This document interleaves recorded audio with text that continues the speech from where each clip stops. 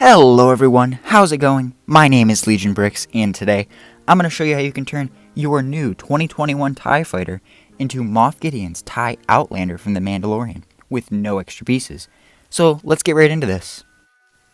Alright, so let's get started. This is the modified TIE Fighter wing, and it may look a little different, of course, from the official TIE Fighter wing. These open up as well. I don't know what you really want to call them, but there are quite a few differences. It's still a TIE Fighter wing, you can tell, but the end result, yes, these are going to stay open because they kind of have to be disconnected for the wings to properly fold down.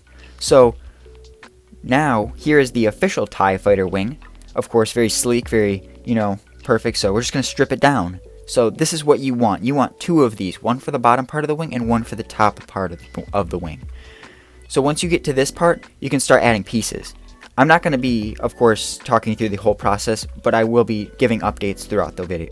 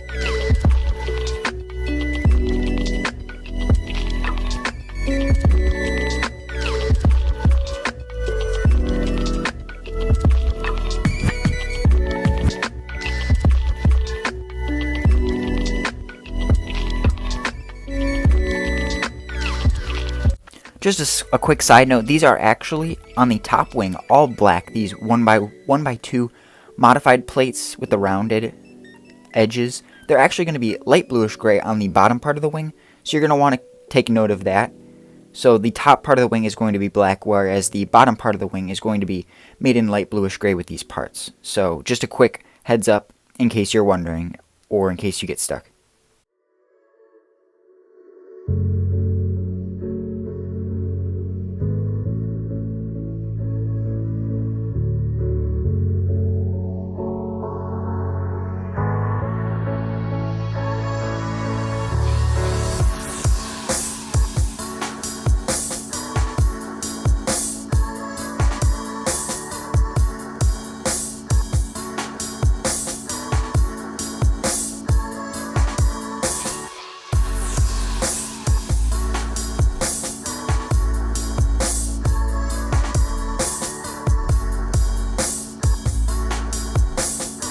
Also, in case you noticed, I used a 2x2 or 2x4 tile and a 2x4 regular plate for the wings on the bottom part.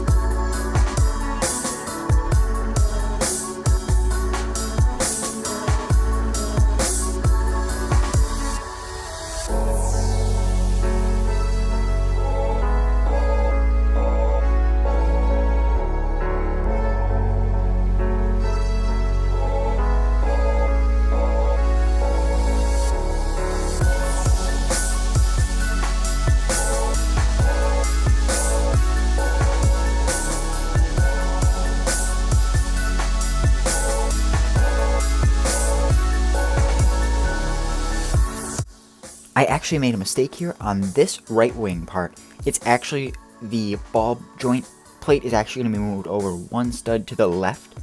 So if you want to make that correction now, it was just a simple mistake on my part. I'm going to correct it and talk about it a little bit later.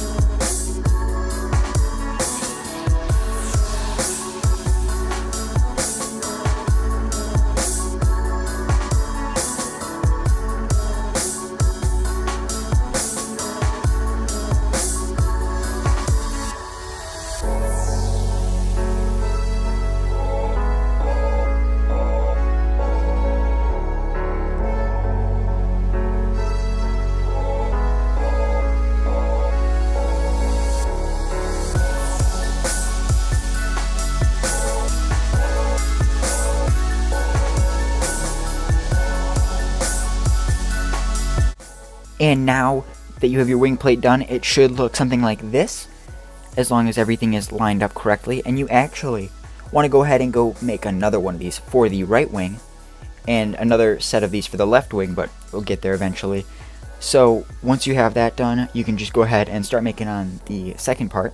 So once you have those two parts, you can actually set those off to the side and start working on putting the light bluish gray tiles on.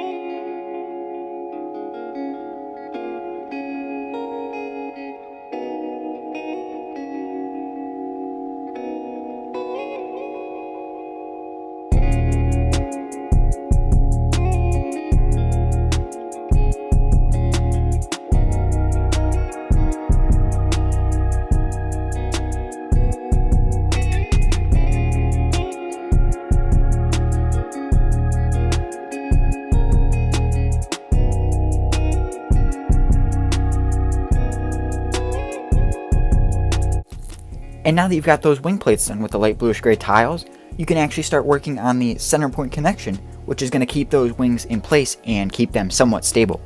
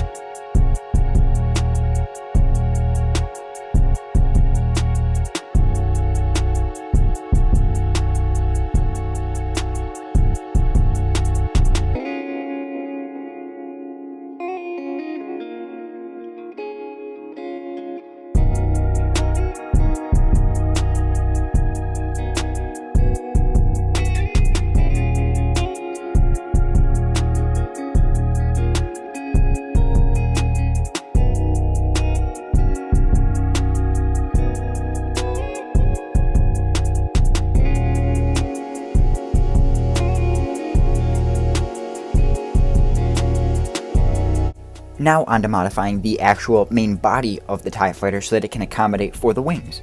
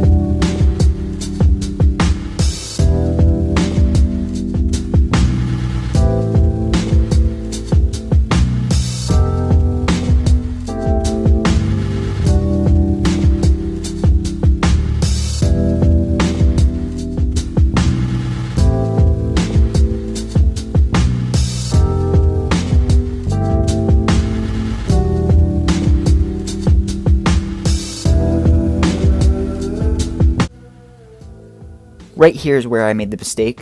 I made these for the left wing when we were actually making the right wing. So you just want to move these ball joint plates over one stud. Not a big deal, quick fix. It is just a simple mistake on my part, so I apologize. And here you can quickly see why that's a problem, because now you don't have a definite spot for it to connect, whereas on this wing you do. So you just want to move that over just to avoid this quick little issue. Not a big deal.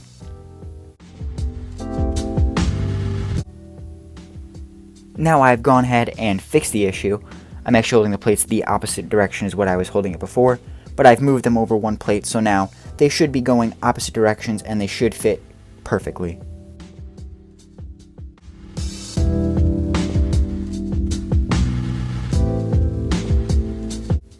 And now here's a little bit more of a kind of difficult part, and it's connecting the centerpiece onto the two parts of the wings. You just want to connect it onto the 4 studs, 2 studs on each side, next to the 1x8 tiles, and you just want to move around the wings to make sure that the studs connect. It's not the hardest thing in the world, but it's definitely kind of tough sometimes, so just a quick little thing to do.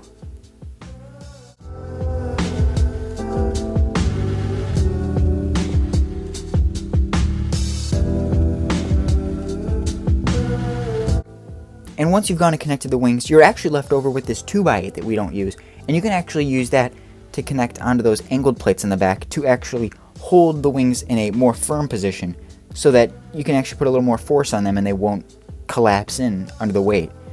So that's just a quick little fix. You can put it on there if you want. You don't have to. It's just something I kind of think adds a little more stability to the mod.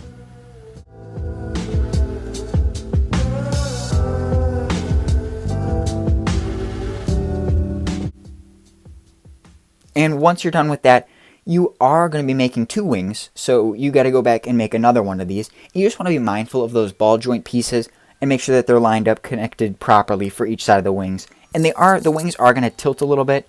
It's just the give they have with the ball joint, so just be mindful of that. So I'm going to go make that other wing, and I'm going to cut to that point when I'm done. So here we have the TIE Fighter in its fully completed stages. So there is a slight sway to the wings. That's something you want to be mindful of. You don't want to hit these wings into any type of, hard surface, because they are going to just bust. They're not the most sturdy connections. So that's something to be mindful of. These wings are definitely quite a bit fragile, especially compared to the official TIE Fighter wings that I had on before. Taking a look at those wings again, they do fold in quite a bit. So that's another thing to be careful of. And each of these is on properly. You can actually move these up, which help when taking off the centerpiece. Fold those back down and take off the 1x8, and the wing flops right down because gravity does its thing with these heavy wings. And that's why you need those little stabilizers in the middle, because without them, these wings are basically just, they are pretty useless. So that's something to be careful of if you are planning on taking them off or trying to further mod this to your desire. So once we've got those off, you can pop the cockpit back on. I don't know why I took that off, kind of fell off. But we can take this down and we can put it into its semi-iconic landing position from The Mandalorian. And there we go. We have a modified TIE Fighter, which has been turned into what is known as a TIE Outlander. So let me know what you guys think of this. This is definitely a really cool mod. Here are the, of course, center pieces, and these wings they really need these if you're planning on putting them in the flight position, because they are crazy flimsy. These are going to fall off because they only have that one ball joint connection.